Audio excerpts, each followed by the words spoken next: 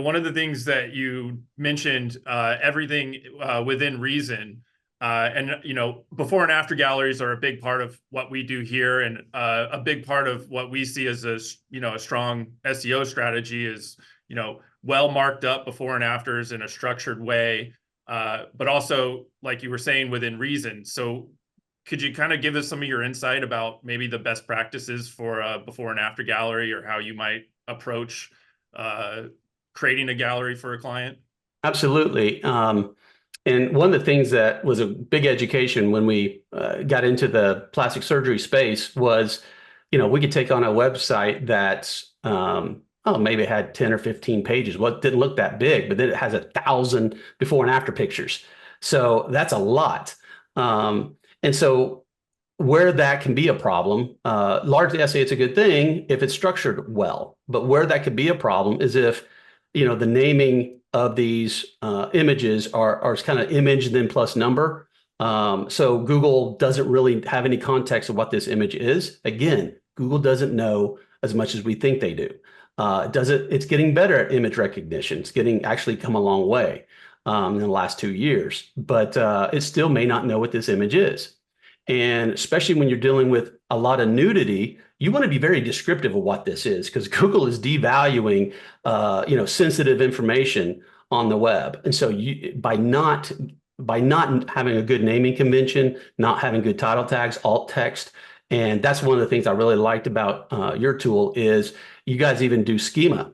So even behind the scenes, you've got this schema markup that says exactly what this is. It's a before and after gallery.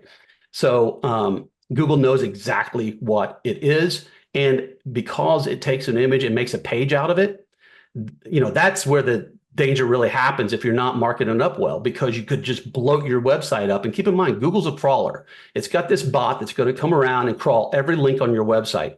And you don't want that crawler coming in, hitting your before and after gallery and just going through 1,000 pages and leaving, thinking that it's nothing but images. You want them to go to your marketing pages so that it has a better understanding of what you do. And the before and after images are just supplemental to that. And so you kind of get this, you've got this huge bloat of images, and which if you structure it right, can actually be a good thing. So if you're using good, like I said before, naming convention, title tags, alt text, schema, and a lot of them don't use that, then Google knows exactly what it is. It can actually show up in image searches, which next to YouTube, I would say is the next best thing, especially for a visually impactful business like plastic surgery. People go to the image search all the time. So your before and afters, can bring clients in, outside of your website. That's something else that people don't realize. Not everyone goes to your homepage.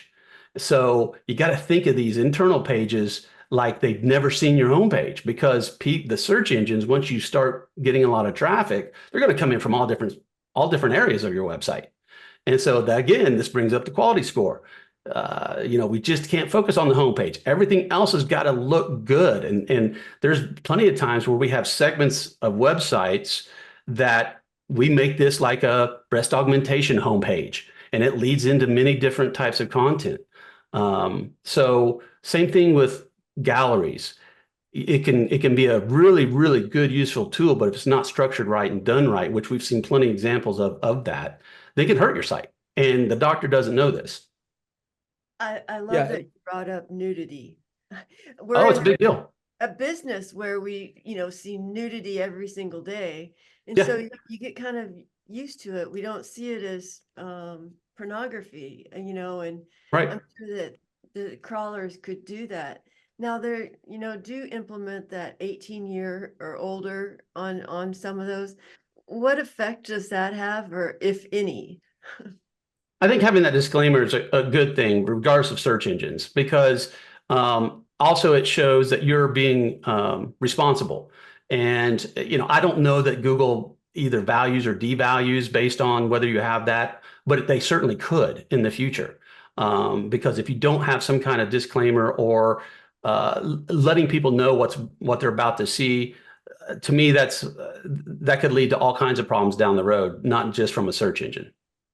It's incredible how the industry has transitioned also. Like 20 years ago, you wouldn't even put a before and after photo on a website. It just was not something that we did. Sure. Now, facelifts maybe, and then all breast dogs were censored.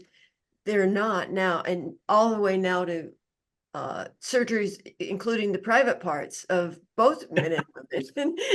Like, Yeah.